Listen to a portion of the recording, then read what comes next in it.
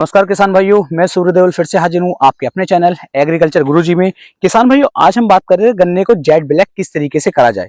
तो गन्ने को जेट ब्लैक करने के कई सारे तरीके हैं। सिर्फ 100 रुपए का खर्चा यदि हम अपने गन्ने की फसल के ऊपर कर लेते हैं तो गन्ना हमारा जेट ब्लैक होकर के चलेगा, बिल्कुल हरा भरा रहेगा और बहुत अच्छी तरीके से गन्ना हमारी ग्रोथ करेगा। जैसे कि आप देख पा रहे हैं, इस समय मैं खेत के अंदर हूँ। अब मैं आपको दिखाऊंगा यहाँ पर, ये हमारे चाचा जी हैं, राम सिंह जी, ये जो गन्ने की खुदाई इस समय पर कर रहे हैं। आप देख रहे हैं गन्ने की खुदाई का जो असर है वो गन्ने पर बहुत ज्यादा आता है।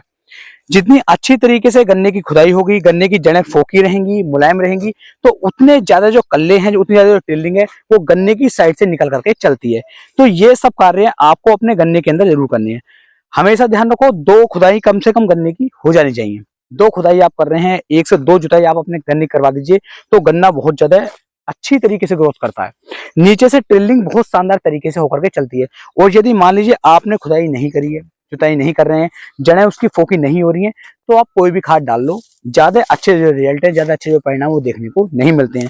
क्योंकि हमें करना क्या कि एक गन्ने से कम 4 से 5 गन्ने, 6 गन्ने, 7 गन्ने, जितने ज्यादा गन्ने के अंदर निकलेंगे उतनी ज्यादा पैदावार हमें देखने को मिल जाती है। तो इन चीजों को आपको यहाँ पर बहुत ज्यादा खासा ध्यान रखना है। तो इस तरीके से आप चलेंगे तो देख रहे हैं बहुत शानदार तरीके से खुदाई हो रही है। खुदाई जितनी अच्छी तरीके से होती रहेगी उतनी ही शानदार जो बढ़वार है वो हमारा गन्ना निकाल करके चलता रहता है। तो सबसे पहले तो आपको निराई गुड़ाई का, जुताई का, इन चीजों को बहुत ज्यादा खासा ध्यान देना है।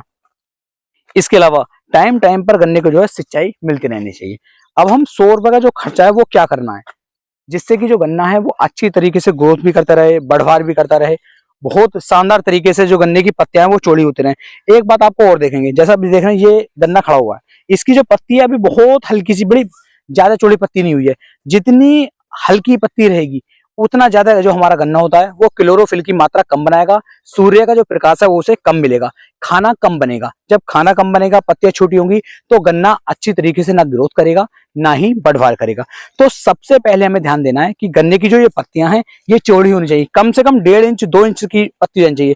इतनी चौड़ी अगर पत्ती होकर के चलेगी, यानी कि जितनी ज्यादा चौड़ी पत्ती उतना ज्यादा प्रकाश, उतना ज्यादा खाना बनेगा और गन्ना उतनी ही अच्छी तरीके से बढ़वार करेगा और अच्छी वाली पैदावार आपको निकाल करके देगा। तो इसके लिए हमें क्या करना है, तो इसके लिए देखो, जो मैं 100 रुपए खर्च आपको बता रहा हूँ, जैसे मैं लेकर आया हूँ इफ्को कंपनी का एनपीके 19-19-19, ऐसे ही आपको देखने को मिल जाएगा इफ्को कंपनी का 18-18-18 जो सल्फर युक्त खाद होता है। कल मैं इसे खरीदने के लिए गया था तो वहां पर क्या हुआ कि 18-18-18 था नहीं, तो मैं 19-19-19 के ही 10 पैकेट उठा लाया था।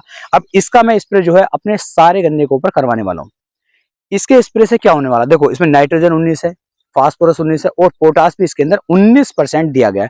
जब हम इसका एक सिंगल स्प्रे अपने गन्ने की फसल के ऊपर करके चलते हैं तो बिल्कुल संपूर्ण खाद होता है हमारे गन्ने के लिए, किसी भी फसल के लिए एक संपूर्ण खाद है। तो गन्ने की जो पत्तियां हैं वो चौड़ी होनी शुरू हो जाती हैं। ये नहीं कि हमें बहुत महंगा स्प्रे मानना है कि भाई इसके अंदर में ये भी ले लिया, वो भी ले लिया, सब कुछ ले लिया और 1000-1500 रुपए का स्प्रे बन गया, कोई फायदा नहीं है।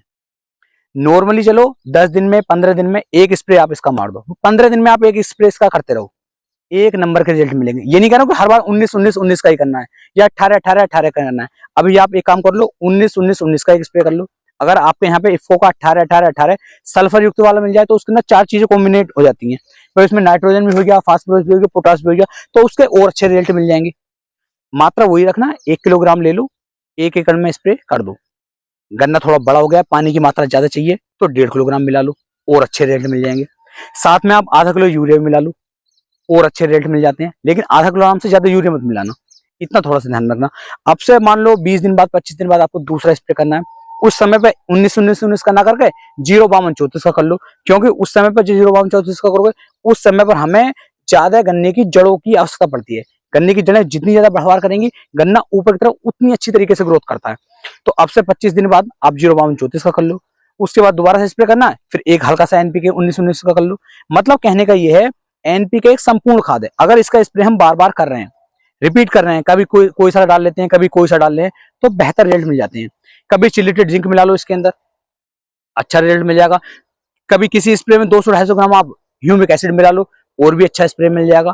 कभी यूरिया मिला लो, तो इस तरीके से ना चेंज कर करके आप स्प्रे कर सकते हैं। इससे गन्ने की पत्तियां काफी अच्छी तरीके से चौड़ी हो जाएंगी। अब मान लो खेत के अंदर भाई टॉप बोरर का अटैक आ गया या सुंडी का अटैक आ गया, तो उस समय पर आपको एक कीटनाशक का उपयोग कर लेना है। कीटनाशक मार्केट में भरे पड़े हैं, अगर मैं इस समय की बात करूं, 40 से 45 दिन के आसपास का गन्ना होकर चल रहा है, तो कोराजिन की ड्रिंचिंग कर दो, या फिर टुवेंटो की ड्रिंचिंग कर दो, या फिर वॉल्यूम फ्लेक्सी की ड्रिंचिंग कर दो। कोई भी एक प्रमोशन किसी का नहीं कर रहा हूं, जो आपको अच्छा लगता हो, जो सस्ता लगता हो, किसी की भी ड्रिंचिंग कर दो। एक लंबे समय तक आपके गन्ने को सफेद मक्खी से, सफेद सुंडी से और आपको टॉप बोरर से, सफेद मक्खी से, सबसे बचा करके चलेंगे। गन्ने के ऊपर किसी भी तरह का कोई रोग आपको देखने को नहीं मिलेगा। तो गन्ने की पत्तियां चौड़ी करनी है, जितनी चौड़ी पत्ती, जितना काला आपका गन्ना, उतनी अच्छी पैदावार।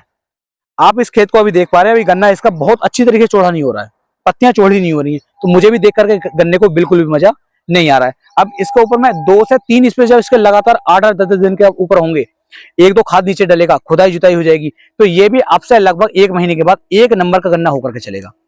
तो ज्यादा मेहनत नहीं करनी होती है, लेकिन जो सस्ते सस्ते खाद है इनका उपयोग ज्यादा कर लो, ज्यादा अच्छा रिजल्ट मिलेगा। सल्फर का उपयोग ज्यादा करो, भाई सल्फर कोई महंगा खाद तो है नहीं। जैसे अगला खाद डाल रहे हो, 3 किलो सल्फर ले ली, फिर यूरिया मिलवा कर डलवा दी, उससे अगले खाद में सागरी का डलवा दी, उससे अगले खाद में जिंक सल्फेट डलवा दिया, उससे अगले खाद में अमोनियम सल्फेट। ये मतलब कहने का ये कि बहुत सस्ते वाले खाद लेने हैं, जो बार बार आप डाल सकें। और एक ही बार में मान लो आपने 2000 का खर्चा कर लिया, तो एक बार में 2000 का खर्चा ना करके एक बार में 250, 300, 400 रुपए का खर्चा करो बस। तो अच्छी पैदावार आपको देखने को मिल जाएगी। अपनी तरफ से पूरी कोशिश करिए आपको एक बेहतर जानकारी देने की। वीडियो पसंद आई हो, वीडियो को लाइक करें, कमेंट करें, शेयर करें और अपने भाई के चैनल को सब्सक्राइब करना ना भूलें। फिर मिलेंगे एक नई वीडियो में, तब तक के लिए मेरे सभी प्यारे किसान भाइयों को जय हिंद, जय भारत, जय किसान, वंदे मातरम।